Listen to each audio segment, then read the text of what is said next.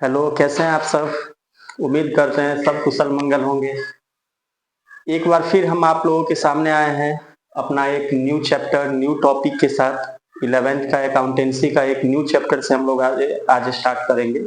और ये बहुत ही इम्पोर्टेंट चैप्टर होने जा रहा है आप लोगों के लिए, क्योंकि इसमें हम लोग देखेंगे कि लेखांकन का जो प्रक्रिया होता है, प्रोसेस होता है, कि लेखांकन का कार्य पूरा कैसे होता है। ठीक है, आखिर लेखांकन को कार्य करने के लिए, संपूर्ण कार्य को करने के लिए, निष्पादित करने के लिए उसको किस किस प्रक्रियाओं से गुजरना पड़ता है, इसके बारे में आज हम लोग पढ़ेंगे।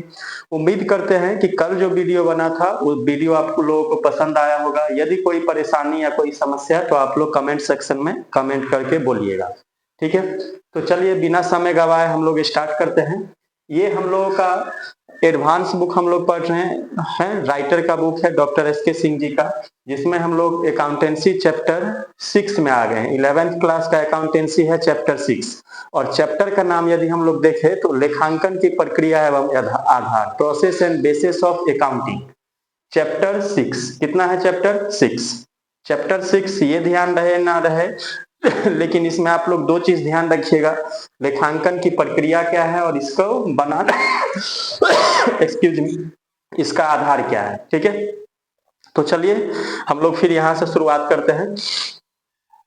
चलिए, लेखांकन की प्रक्रिया समझने से पहले थोड़ा आप लोगों को मैं प्रक्रिया के बारे में बता दूं कि प्रक्रिया बोलते किसे हैं। प्रक्रिया का मतलब होता है कि कोई भी कार्य जो होता है, किसी भी कार्य को समाप्त करने के लिए जो चरणबद्ध तरीके से क्रियाएं की जाती है, क्रिया की जाती है, उसे ही हम लोग बोलते हैं प्रक्रिया। क्या बोलते हैं? प्रक्रिया, प्रोसेस। जैसे यदि मैं आप लोगों के साथ एक एग्जांपल रखूं, जैसे मान के चलिए कि हमको रोटी बनाना है। क्या बनाना है? रोटी बनाना है। तो रोटी बनाने के लिए बेसिकली सबसे पहले आपको कोई बर्तन लेना होगा, बर्तन में फिर आटा लेना होगा, और उस आटा में पानी मिला करके आटा को क्या करना पड़ेगा? गूंथना पड़ेगा। आटा गूंथने के बाद आप उसको क्या करिए? छोटा छोटा गोला बनाइए। छोटा छोटा गोला बनाने के बाद आप उसको फिर क्या करिए? हीट पर, किस पर? छोटा छोटा गोला बनाने के बाद आप क्या करिए? बेलन की प्रक्रिया द्वारा इसको शेप में लाइए, और शेप में लाने के बाद फिर अंतिम जो प्रोसेस है रोटी बनाने का, वो आप हीट पर क्या करिए? हीट पर तवा को रखिए और इस पर आप रोटी बनाइए। तब जाके इस यानी 1 बाय 1 यदि आप ये प्रोसेस करेंगे तब जाकर के हमारा क्या होगा? रोटी बनेगा। तो यहाँ पे मैं आपको प्रक्रिया के बारे में बताना चाहूंगा। तो यहाँ पे मेरा प्रक्रिया, मेरा कार्य क्या था जो मैंने निर्धारित किया था? रोटी बनाना। और रोटी बनाने के लिए मैंने स्टेप बाय स्टेप जो क्रियाएं किया, कार्य किया, फंक्शन किया, उसी को हम लोग बोलेंगे प्रक्रिया, प्रोसेस। That's called process. किस क्या बोलेंगे इसको? That's called process. ठीक है, तो आई होप, मुझे लग रहा है कि प्रक्रिया समझ में आ गया होगा आप लोगों को। चलिए फिर हम लोग अब स्टार्ट करते हैं। वैसे ही लेखांकन की भी कुछ अपनी प्रक्रियाएं हैं। क्या है चला सब? लेखांकन की भी कुछ अपनी क्या है? प्रक्रियाएं हैं। लेखांकन का जो एक चक्र पूरा हो जाने के बाद, यानी एक कार्य पूरा हो जाने के बाद फिर से लेखांकन जब दूसरा बार चालू होता है तो उसी वहीं से स्टार्ट हो जाता है जहां से वो खत्म, जहां से वो एक साइकिल के रूप में खत्म किया गया था। बात समझ में आए? जैसे यदि हम लोग मौसम की बात करें तो एक वर्ष में 4 सीजन आते हैं। कितने सीजन आते हैं? ऋतुएं कितने होते हैं? 4 ऋतु होते हैं। जब ये चारों ऋतु खत्म होता है तो एक हमारा जो एक वर्ष का समय होता है वो समाप्त होता है। जहां से ये ऋतु समाप्त होता है उसके जस्ट आगे से एक नया ऋतु फिर से चालू होता है। उसके बाद फिर अगला जो ऋतु होता है वो, उसके बाद फिर अगला ऋतु, उसके बाद फिर अगला ऋतु, ऐसे ऐसे ये चक्र क्या होता है? चलता जाता है। इसी प्रकार से लेखांकन की भी क्या है? कुछ चक्र है। लेखांकन की भी क्या है चला सब? कुछ चक्र है। जिस चक्र को हम लोग समझेंगे, जिस स्टेप को हम लोग समझेंगे कि लेखांकन का कार्य कैसे पूरा होता है। ठीक है, अब आप लोग यहाँ पे अच्छा है समझिए, लेखांकन की निम्नलिखित प्रक्रिया है। Process of accounting. ठीक है, बहुत सारे प्रोसेस हैं जिसमें से आप लोगों को ध्यान रखना होगा। लेखांकन की निम्नलिखित प्रक्रिया है। सबसे पहले लेन देनों की पहचान करना। किसका पहचान करना? व्यवसायिक लेन देनों की पहचान करना। इसको हम लोग बोलते हैं आइडेंटिफिकेशन ऑफ बिजनेस ट्रांजेक्शंस। क्या बोलते हैं इसको? Identification of business transactions. दूसरा जो इसका प्रक्रिया का नाम है वो होता है प्रमाणक बनाना, प्रिपरेशन ऑफ वाउचर। क्या बनाना? प्रिपरेशन ऑफ वाउचर, प्रमाणक बनाना। तीसरा जो प्रक्रिया होता है प्रमाणक बनाने के बाद, उसको हम लोग बोलते हैं लेन देनों का लेखा करना। इसको हम लोग बोलते हैं recording of business transactions. Business में जो भी ट्रांजेक्शन हुआ उसको रिकॉर्ड करना, कहीं पे लिखना। चौथा प्रोसेस आता है लेन देनों का वर्गीकरण, जिसको हम लोग खाता बही के नाम से भी जानते हैं, आप लोग सब जानते होंगे। तो इसको हम लोग बोलते हैं क्लासिफाइंग ऑफ बिजनेस ट्रांजेक्शंस। पांचवा जो प्रोसेस है उसका नाम है तलपट तैयार करना, प्रिपरेशन ऑफ ट्रायल बैलेंस। क्या तैयार करना? Preparation of trial balance. Trial balance बनाने के बाद जो छठा प्रोसेस है उसका नाम है वित्तीय विवरण तैयार करना, प्रिपरेशन ऑफ फाइनेंशियल स्टेटमेंट। और ये जो फाइनेंशियल स्टेटमेंट होता है दो प्रकार से बनता है, पोजीशन स्टेटमेंट और इनकम स्टेटमेंट। फिर इनकम स्टेटमेंट के अंतर्गत दो खाते बनाए जाते हैं, ट्रेडिंग अकाउंट और प्रॉफिट एंड लॉस अकाउंट। और इनकम स्टेटमेंट के नीचे एक विवरण तैयार किया जाता है, जिस विवरण को हम लोग बोलते हैं बैलेंस शीट। क्या बोलते हैं? Balance sheet. उसके बाद सातवां जो प्रोसेस है उसका नाम है विश्लेषण एवं निर्वचन। इसको हम लोग बोलते हैं एनालिसिस एंड इंटरप्रेटिंग। क्या बोलते हैं? Analysis and interpreting. और सबसे लास्ट जो प्रोसेस है उसको हम लोग बोलते हैं जो हम लोगों ने सूचना प्राप्त किया है, डेटा कलेक्ट किया है, उस सूचनाओं के इसके जो उपयोग करता है उस उपयोगकर्ता तक पहुंचाना। इसको हम लोग बोलते हैं communicating to users. Communicating to users. इतना ध्यान रहेगा। तो वन बाय वन हम लोग समझते हैं कि व्यवसाय में जो सबसे पहला प्रक्रिया किया जाता है लेखांकन करने के लिए वो होता है लेन देनों की पहचान करना।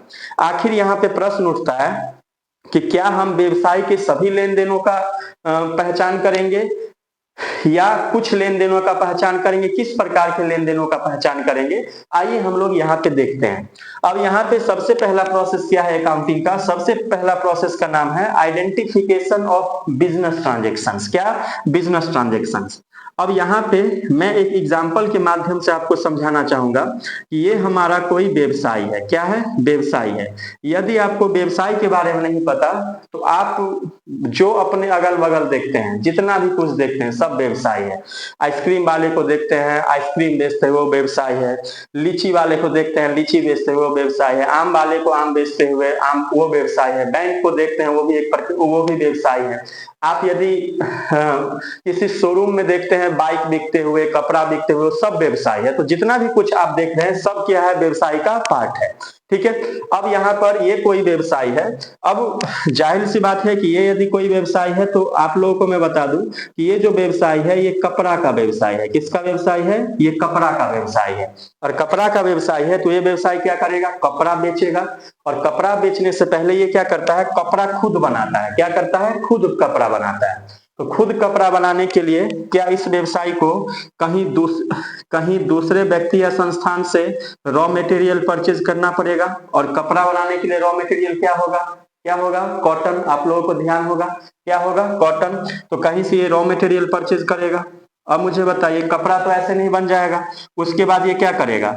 फिर कपड़ा तो ऐसे नहीं बनेगा, मशीनों के माध्यम से बनेगा। तो क्या ये मेशनरी को खरीदेगा? फिर मेशनरी कहीं से खरीदेगा।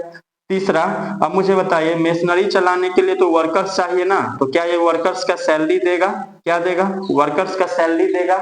उसके बाद मुझे बताइए, जब ये सारा कुछ कर लेगा तो इसका कपड़ा बन के रेडी हो जाएगा और बना कपड़ा को ये क्या करेगा? मार्केट में सेल करेगा, बेचेगा।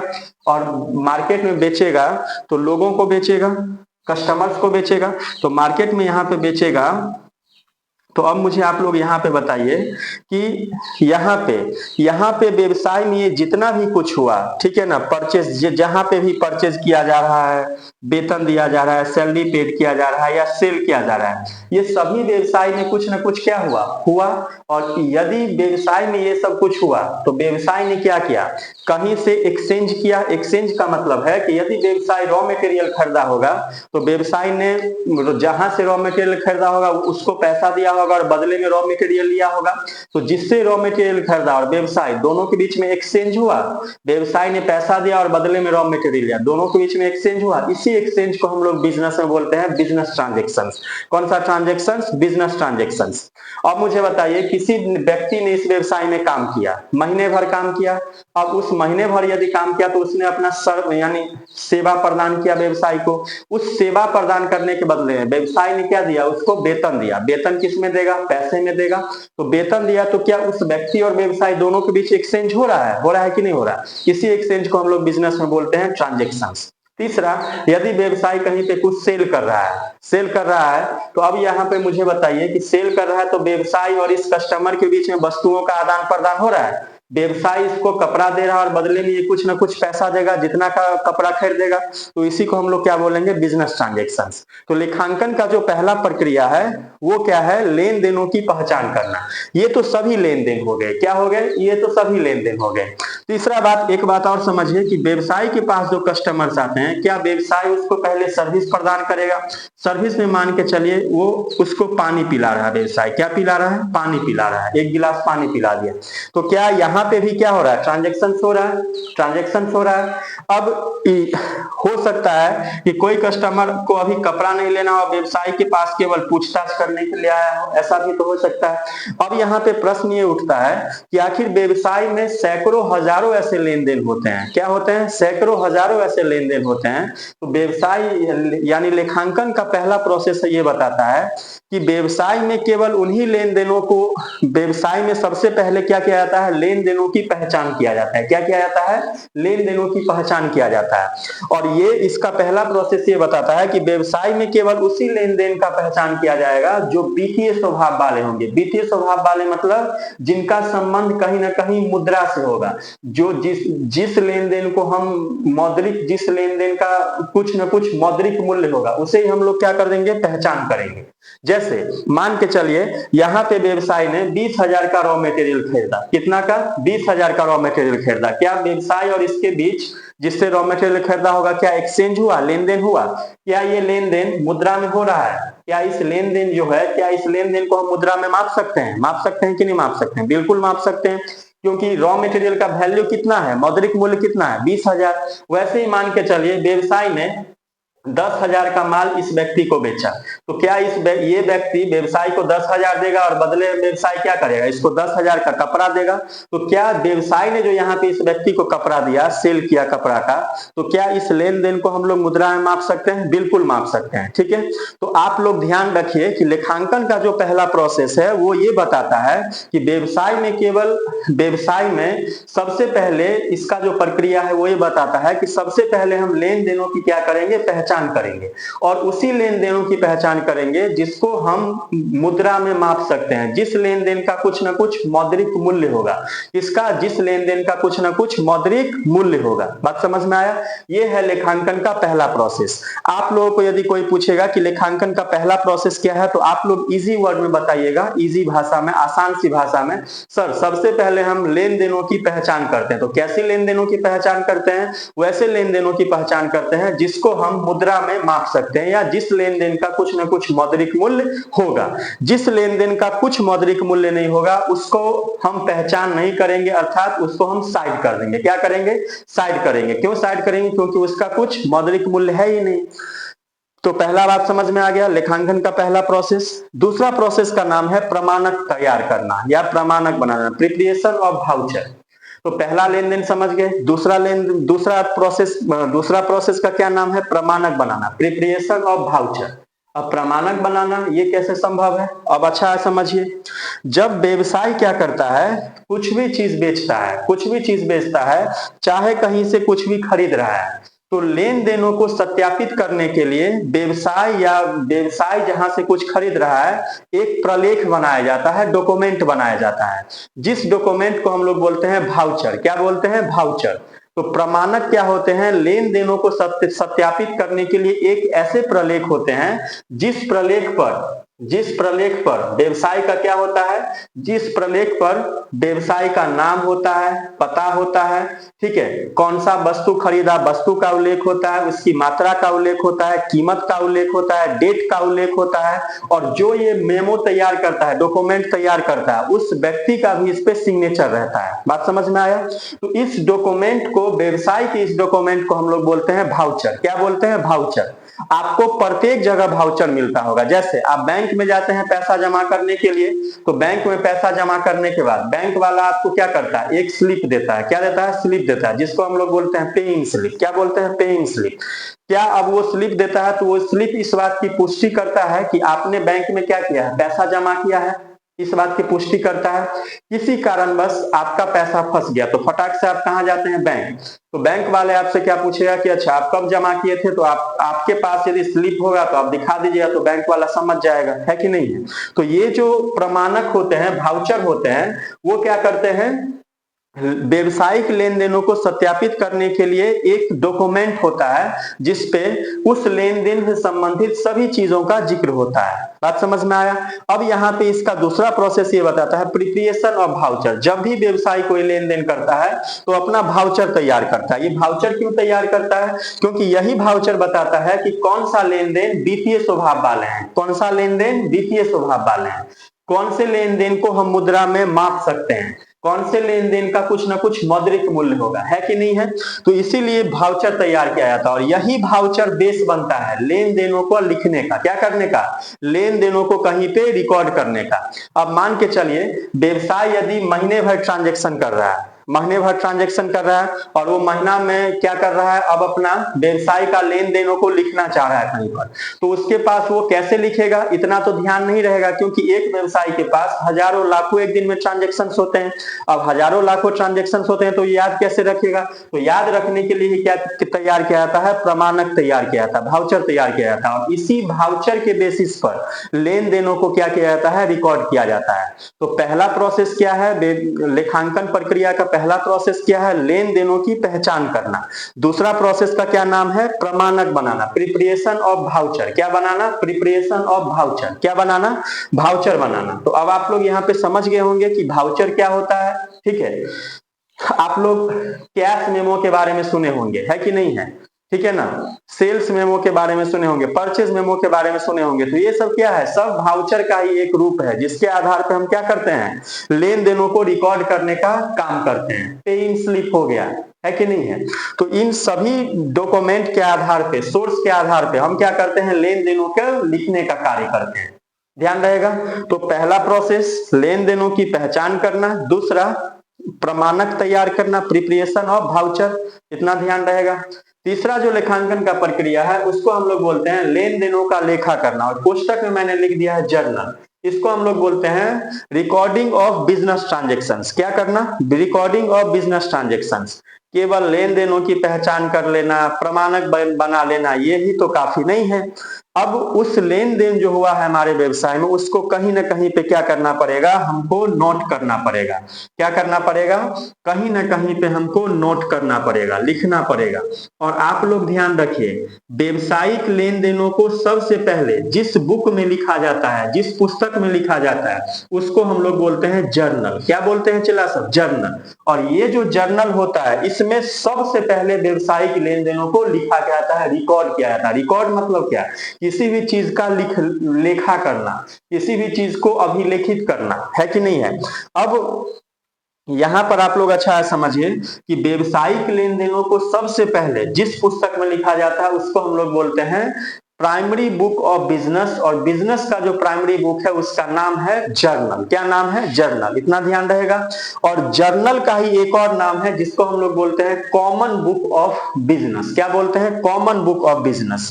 अब आप बोलिए कि सर कॉमन बुक इसको क्यों बोलते हैं? कि यहाँ पे देखिए व्यवसाय यहाँ पे क्या कर रहा है? परचेज कर रहा है, व्यवसाय यहाँ पे सेल कर रहा है, व्यवसाय यहाँ पे सैलरी दे रहा है कि नहीं, मशीन खरीद रहा है। तो सारे चीज का लेखा किसमें किया जाएगा? इसी बुक में किया जाएगा। यानी जिस बुक में सभी चीज का लेखा किया जाएगा वो बुक कौन सा हो जाएगा? कॉमन बुक हो जाएगा। बात समझ में आया कि नहीं आया? तो इसी बुक को हम लोग बोलते हैं कॉमन बुक भी इसको बोलते हैं। और इसमें चूंकि इसको इसलिए बोलते हैं क्योंकि इसमें व्यवसाय के सभी लेन देनों को रिकॉर्ड किया जाता है। बात समझ में आया? परचेज वाला हो, सेल वाला हो, सैलरी वाला हो, सबको, मशीनरी खरीदा, गुड्स बेचा, फर्नीचर खरीदा, सभी चीज का लेखा व्यवसाय इस पुस्तक में करता है और उस पुस्तक का क्या नाम है? जर्नल। तो व्यवसायिक जो हमारा व्यवसायिक लेन देनों को सबसे पहले किस पुस्तक में रिकॉर्ड किया जाता है? जर्नल। किस में रिकॉर्ड किया जाता है? जर्नल में रिकॉर्ड किया जाता है। इतना ध्यान रहेगा।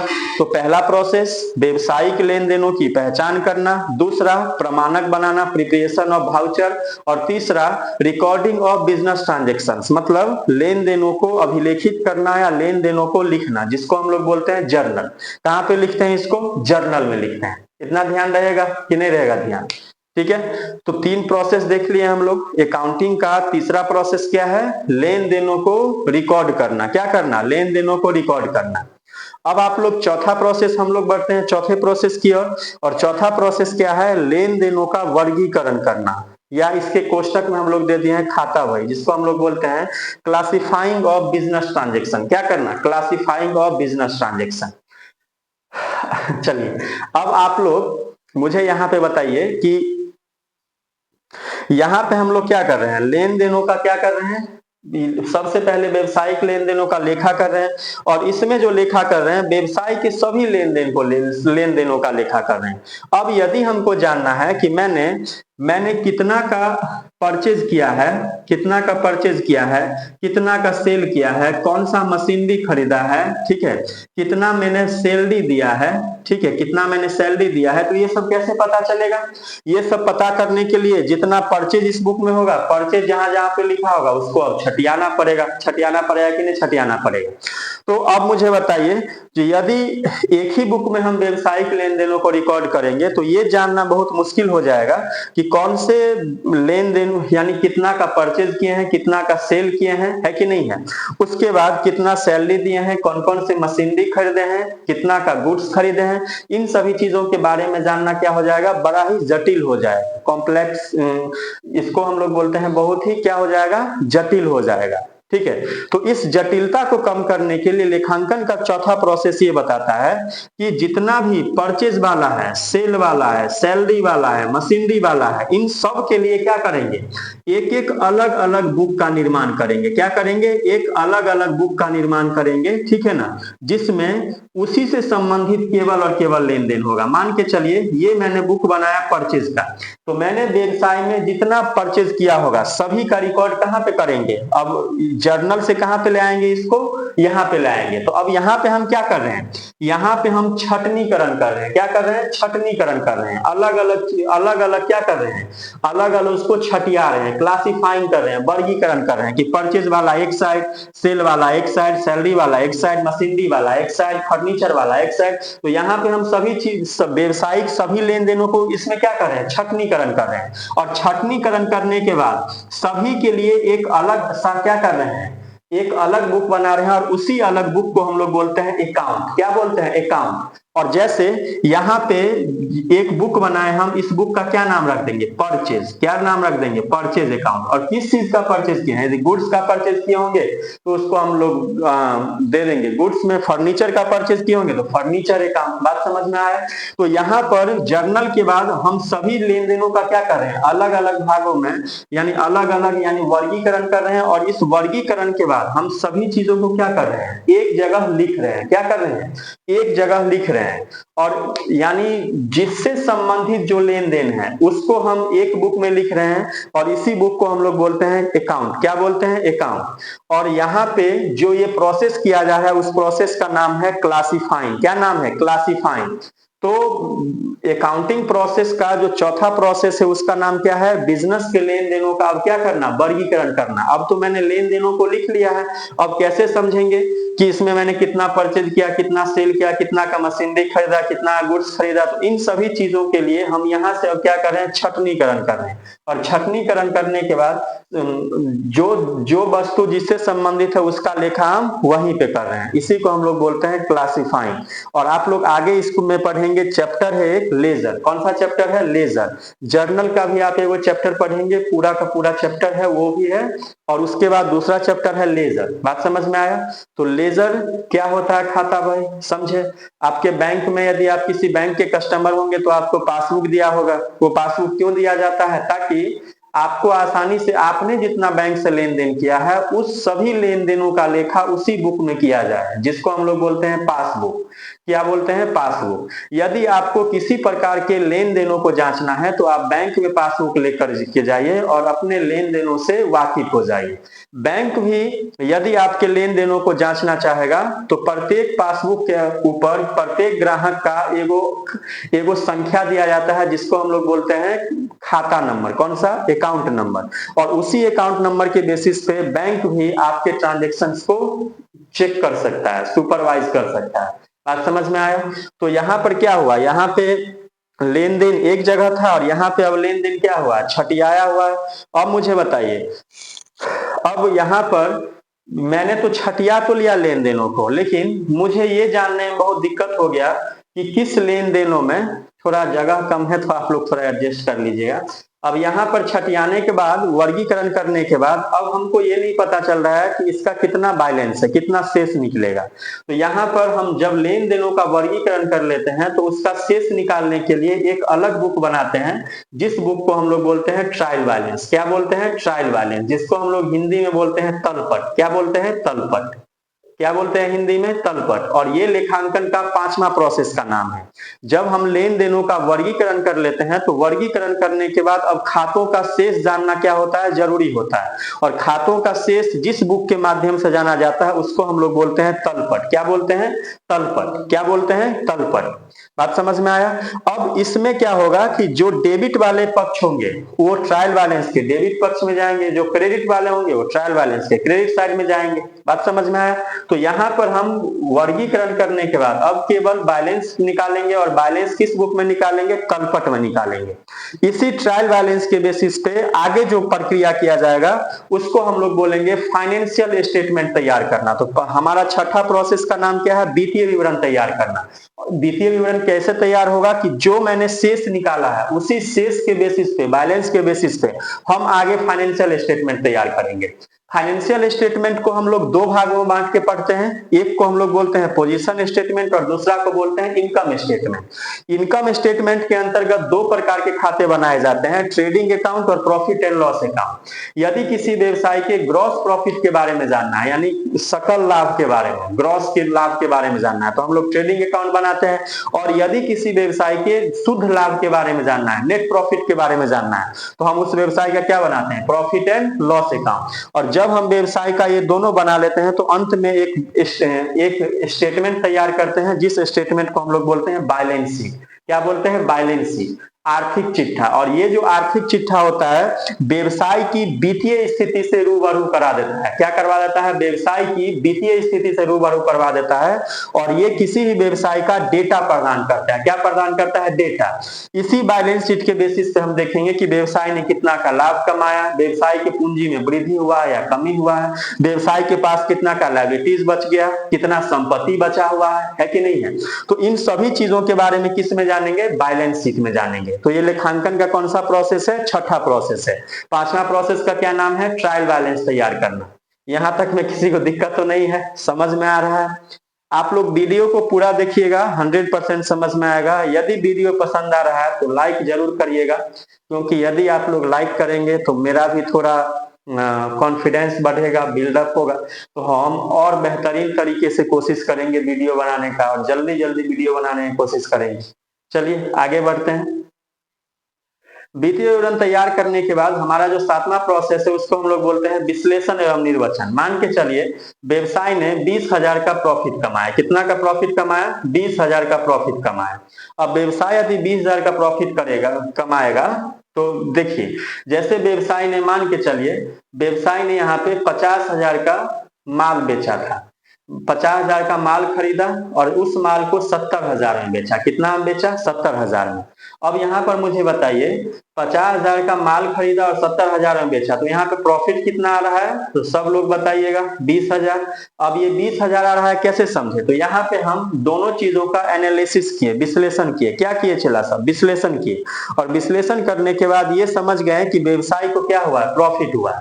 अब जो हमारा 20,000 का प्रॉफिट होगा इसको हम बताएंगे नहीं लोगों को, बिल्कुल बताएंगे, एकदम नाचते हुए आएंगे, हमारा व्यवसाय में 20,000 का प्रॉफिट हुआ। इसी को हम लोग बोलते हैं इंटरप्रेट करना। क्या करना? निर्वचन करना। क्या करना? निर्वचन करना। तो व्यवसाय भी एनालिसिस एंड इंटरप्रेटिंग करती है, लेकिन व्यवसाय एनालिसिस और इंटरप्रेटिंग करती है तो उसके लिए व्यवसाय अकाउंटिंग रेशियो तैयार करती है। कौन सा रेशियो तैयार करती है? Accounting ratio. जिस अकाउंटिंग रेशियो के बारे में आप लोग पढ़ेंगे 12th क्लास में। किस क्लास में? 12th क्लास में। ये अकाउंटिंग रेशियो व्यवसाय इसलिए तैयार करती है ताकि किसी भी व्यवसाय के बारे में आसानी से पता चल सके कि उसकी सॉल्वेंसी है या नहीं, यानी शोधन क्षमता है या नहीं।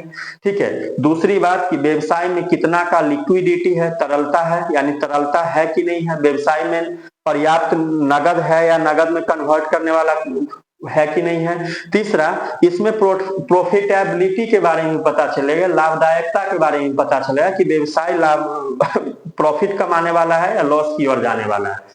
तो विश्लेषण एवं निर्वचन में हम लोग एक रेशियो तैयार करते हैं जिसको हम लोग बोलते हैं अकाउंटिंग रेशियो। कौन सा रेशियो?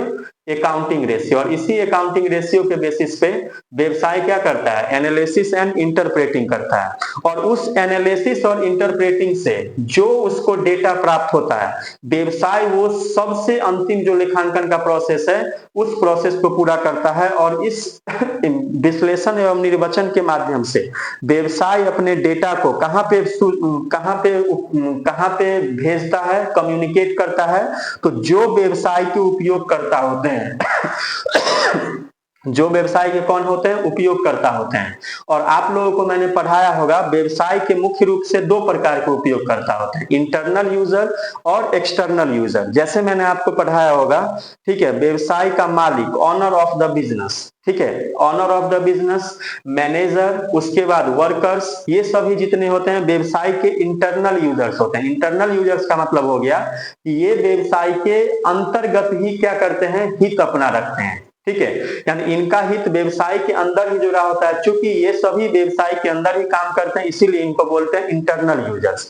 उसके बाद एक और यूजर्स आता है जिसको हम लोग बोलते हैं external users of business. External user के अंतर्गत आता है गवर्नमेंट, सरकार, बैंक, इन्वेस्टर्स, है कि नहीं है, क्रेडिटर, ये सभी किसके अंतर्गत आता है? एक्सटर्नल यूजर के अंतर्गत। अब व्यवसाय इसको इसलिए सूचना कम्युनिकेट करता है ताकि ये लोग डिसीजन ले सके व्यवसाय के बारे में, ठीक है ना, उस डेटा को देख करके ये डिसीजन ले सके। जैसे बैंक यदि चाहेगा तो कैसे डिसीजन लेगा? देखेगा कि आखिर ये जो व्यवसाय है इस व्यवसाय की स्थिति कैसी है। स्थिति यदि अच्छा है तब वो क्या करेगा? उसको उम्मीद जग जाएगा कि हमारे भविष्य में क्या करेगा? लोन चुका देगा, या हम इसको लोन प्रोवाइड कर सकते हैं कि क्योंकि ये हमारा ब्याज भरने के काबिल प्रॉफिट कमाता है। उसी प्रकार से सबका हित व्यवसाय से जुड़ा होता है, ठीक है, और जिसका हित व्यवसाय से जुड़ा होता है उसी को हम लोग बोलते हैं यूजर्स। कौन क्या बोलते हैं चिल्ला से? यूजर्स, ठीक है। तो लेखांकन के ये अंतिम प्रोसेस है, ठीक है। यहाँ पे लेखांकन का जो ये प्रोसेस होता है, यहाँ पे लेखांकन का प्रोसेस कंप्लीट हो जाता है और फिर से जब लेखांकन का प्रक्रिया चालू होता है तो यहीं से चालू होगा। यानी ये एक चक्र की तरह घूमता रहता है। किसके तरह? साइकिल की तरह घूमता रहता है, ठीक है। किसके तरह घूमता रहता है? साइकिल की तरह घूमता रहता है। मुझे लग रहा है कि थोड़ा स्पेस कम था इसीलिए हम थोड़ा अच्छा से नहीं बता पाए, लेकिन वीडियो के देखिएगा तो समझ में आएगा, ऐसा उम्मीद करते हैं। तो एक बार हम लोग और रिकॉल कर लेते हैं। प्रोसेस का मतलब क्या होता है? प्रोसेस का मतलब होता है किसी भी कार्य को पूरा करने के लिए क्रिया को स्टेप बाय स्टेप करना प्रक्रिया कहलाता है, प्रोसेस कहलाता है। लेखांकन के भी अपने प्रोसेस है और लेखांकन के यहाँ पे 8 प्रोसेस हैं। कितना है? 8। सबसे पहला प्रोसेस का नाम है आइडेंटिफिकेशन ऑफ बिजनेस ट्रांजेक्शन, दूसरा है प्रिपरेशन ऑफ वाउचर, तीसरा है रिकॉर्डिंग ऑफ बिजनेस ट्रांजेक्शन, चौथा का क्या नाम है? क्लासिफाइंग ऑफ बिजनेस ट्रांजेक्शन, पांचवा का नाम है प्रिपरेशन ऑफ ट्रायल बैलेंस, छठा का नाम है प्रिपरेशन ऑफ फाइनेंशियल स्टेटमेंट, सातवां का नाम है एनालाइजिंग एंड इंटरप्रेटिंग और आठवां का नाम क्या है? Communicating to users. यानी सबसे पहला लेन देनों की, व्यवसायिक लेन देनों की पहचान करना, दूसरा प्रमाणक बनाना, तीसरा लेन देनों का लेखा करना, चौथा लेन देनों का वर्गीकरण, पांचवा तलपट तैयार करना, छठा वित्तीय विवरण तैयार करना, सातवां विश्लेषण एवं निर्वचन, आठवां प्राप्त सूचनाओं को इसको उपयोगकर्ता तक पहुंचाना। चलिए आप लोग अच्छा से पढ़िएगा और कोशिश करिएगा कि इसको ऐसे पढ़ें कि जल्दी भूला ना जाए। और जल्दी कैसे नहीं भूला जाएगा? जब आप इसको एकदम इत्मीनान से पढ़िएगा तब बात समझ में आया, ठीक है। और थोड़ा आप लोग एकदम सहजता के साथ, धैर्य के साथ पढ़िएगा ताकि पढ़ाई में भी मन लगे। और मैंने पूरा कोशिश किया वीडियो के माध्यम से अकाउंटिंग प्रोसेस को समझाने का। अब आप ही लोग मुझे बताइएगा कि अच्छा समझा पाए हैं या नहीं समझा पाएंगे, ठीक है। एक संदेश देना चाहता हूँ। संदेश ये है कि बहुत सारे लोग बोलते हैं आज का काम कल कर लेंगे, कल का काम परसों कर लेंगे, परसों का काम उस दिन कर लेंगे। ऐसा नहीं होता है। एक दिन में 24 घंटा होता है। कितना घंटा होता है? 24 घंटा ही होता है। इसी 24 घंटा में आप लोग कोशिश करिएगा कि डेली का जो काम है आप डेली खत्म करने की कोशिश कीजिएगा। यदि आज का काम कल छोड़िएगा तो यानी कहीं ना कहीं कल वाले काम के साथ आप जो कल करने वाले थे कहीं ना कहीं मैनेज कर रहे हैं, यानी ये एक प्रकार का क्या हो गया, बेईमानी हो गया आज के साथ, है कि नहीं है। तो आजकल मत करिएगा, क्योंकि किसी भी चीज को सोच करके करिएगा ना तो वो नहीं होता। एकदम से कोचिंग पढ़ के आइए, ठीक है, कोचिंग पढ़ के आइए, घर पे थोड़ा आराम कर लीजिए, 10-15 मिनट खाना पीना खाने के बाद आराम से 1-1.5 घंटा पढ़ लीजिए, कहानी खत्म है ना, है ना। क्योंकि कल के भरोसे बैठिएगा तो कल कभी नहीं आता है। जैसे चलिए तो आज के लिए बस इतना ही रहने देते हैं। एक लेखक ने बड़ा ही अच्छा शायरी कहा है, मैं आप लोगों के बीच उसको रखना चाहूंगा कि कल ना हम होंगे ना कोई गिला होगा, कल ना हम होंगे ना कोई गिला होगा, सिर्फ सिमटी हुई यादों की सिलसिला होगा। लेखक बता रहे हैं कल ना हम होंगे ना कोई गिला होगा, सिर्फ सिमटी हुई यादों का सिलसिला होगा। लम्हे हैं चाहे हंसकर जियो, लम्हे हैं चाहे हंसकर जियो, ना जाने कल जिंदगी का क्या फैसला होगा। लम्हे हैं जिंदगी के, हंसकर जियो, ना जाने कल क्या जिंदगी का फैसला होगा। बात समझ में आया। तो लेखक ये संदेश देना चाहते हैं कि जितना जिंदगी बचा है, जो आपके सामने है प्रेजेंट में, अभी उसको वैल्यू दीजिए। चले जाने के बाद तो लोगों को सब याद करते हैं, लेकिन अभी जो आपके पास है अभी उसका वैल्यू देना चालू करिए, अभी वो आपके लिए सर्वश्रेष्ठ होना चाहिए। बात समझ में आया। जाने के बाद तो सब महान बन जाते हैं, सब अच्छे बन जाते हैं, है कि नहीं है। तो आज के लिए बस इतना ही, हम लोग फिर मिलते हैं किसी और वीडियो में। चलिए, जय हिंद, जय भारत।